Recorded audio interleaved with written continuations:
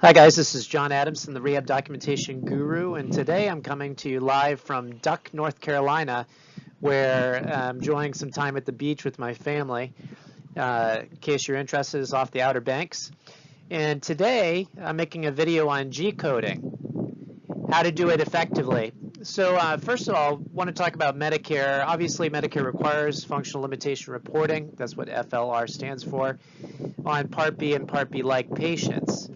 And so I've seen numerous, I can't tell you how many G-codings I've seen by therapists, and a lot of them are not correctly done. And let me tell you what Medicare requires. They require that we base our G-coding on, number one, standardized testing, and a lot of therapists don't utilize standardized tests like they should, for one thing. The other thing that Medicare says you can do is G-coding based on clinical judgment. But when they say that, they're not just saying that you can pull some number out of the top of your head and say, okay, well, that'll work.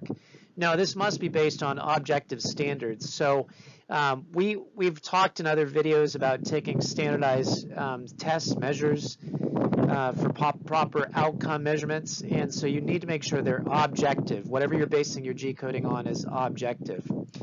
And many functional limitation reporting measures are done incorrectly, and I'm going to hopefully help you with that. And what that is going to cause is it's going to be a detriment to actually capturing the therapy value, the value that you're giving the patient. And so I'm going to talk now about how to do it properly.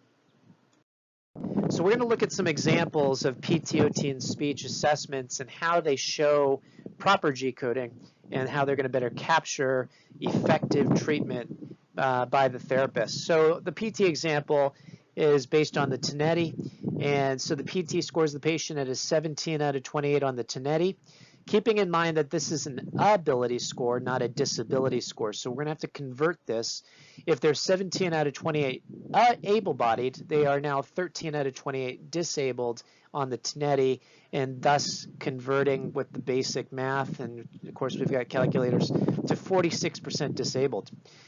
For OT, a lot of OTs use the Barthel Index, a good scale to capture patients' functional mobility and ADL capability. And the patient's 35% able-bodied, meaning they're 65% disabled or 65% disabled, like I said. Nice thing about the Barthel and other scores like it out of 100 is that you've got a very easy conversion. And then finally, speech therapy. Let's say they use the MASA, the main assessment of swallow.